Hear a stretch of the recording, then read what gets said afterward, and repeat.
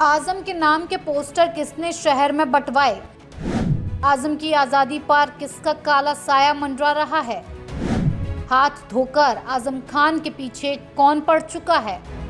कहां ईद के बाद चर्चाएं थी कि आजम खान जेल से छूट जाएंगे। अब्दुल्ला सीतापुर जेल में उनसे मिलने के बाद खुश भी नजर आ रहे थे। कई मामलों में उनको राहत भी मिलती नजर आ रही थी, लेकिन अचानक पूरा गेम पलटता हुआ नजर आ रहा है। आखिर महज 15 दिनों में ऐसा क्या हो गया कि आजम खान की रिहाई पर संकट के बादल मंडराने लगे। हर जगह ऐसी सियासी चर्चाएं हो रही थी कि आजम को बाहर निकाला जाएगा और संभल हिंसा के आरोप में बर्क अंदर जा सकते हैं। लेकिन अब जो हुआ है उसके बाद तो फिर सारी परिस्थितियां आजम के खिलाफ जाती दिख रही हैं। ताजा मामला एक पोस्टर का है जिसमें आजम खान को कट्टर मुस्लिम दिखाने की कोशिश की गई है। हालांकि उनके खुद के बयान भी इसी बात की तस्दीक करते हैं, लेकिन फिलहाल जेल में बंद आजम के खिलाफ लगे ये पोस्टर उनकी रिहाई को जरूर फंसा सकते हैं।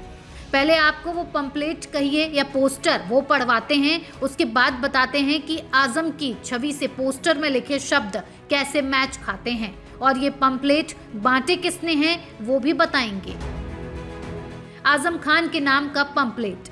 हिंदू नेता चाहे कितनी बार भी मुस्लिम टोपी पहने, लेकिन हम मुस्लिम नेता तिलक नहीं लगाएंगे। हिंदू चाहे नमाज को कितनी भी इज्जत दे, लेकिन हम मुसलमान वंदे मातरम का बहिष्कार जरूर करेंगे, क्योंकि इस्लाम में धर्मनिरपेक्षता और देशभक्ति दोनों हराम हैं। आजम खान नेता, समाजवादी पार्टी, उत्तर प्रदेश।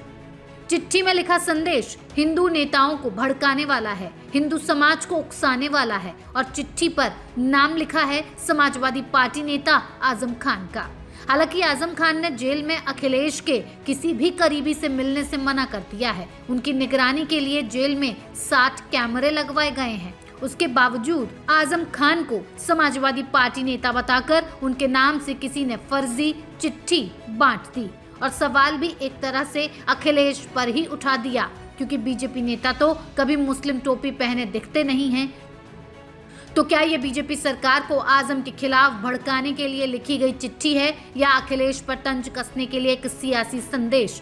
चाहे जो हो, लेकिन पोस्टर फर्जी है, ये साफ साफ समझ आ रहा है, और न्यूज कॉरिडोर इसकी पुष्टि भी नहीं करता है, लेकिन इसका मजमून आजम की राजनीति से मैच जरूर करता है। कैसे? तो आजम के कुछ पुराने बयान सुन लीजिए।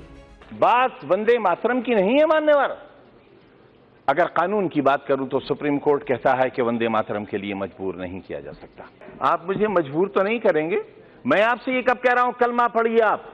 अगर मैं कहूं तो आप रोक नहीं सकते, और मैं न कहूं तो आप मुझसे जबरदस्ती नहीं कर सकते, और अगर आप जबरदस्ती कर सकते हैं तो कहिए आप।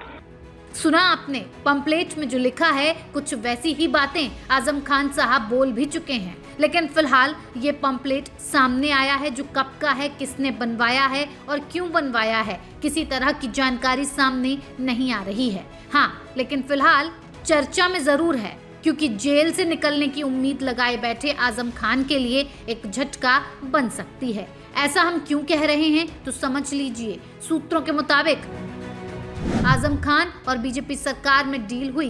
बीजेपी के 2 बड़े नेताओं ने आजम से डील कराई। 2 बड़े अधिकारियों का भी डील में अहम रोल है। डील के बाद शत्रु संपत्ति मामले में रियायत मिली। यतीम खाने मामले की सुनवाई में तेजी लाई गई।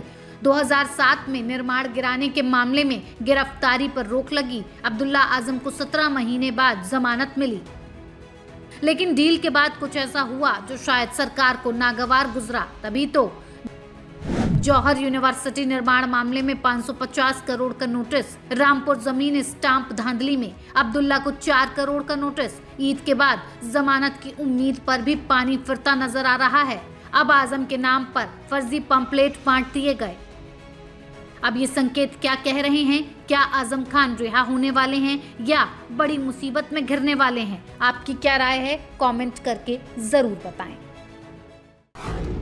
न्यूज़ कॉरिडोर्स आप हमें YouTube पर, Instagram पर, X पर और Facebook पर फॉलो कर सकते हैं।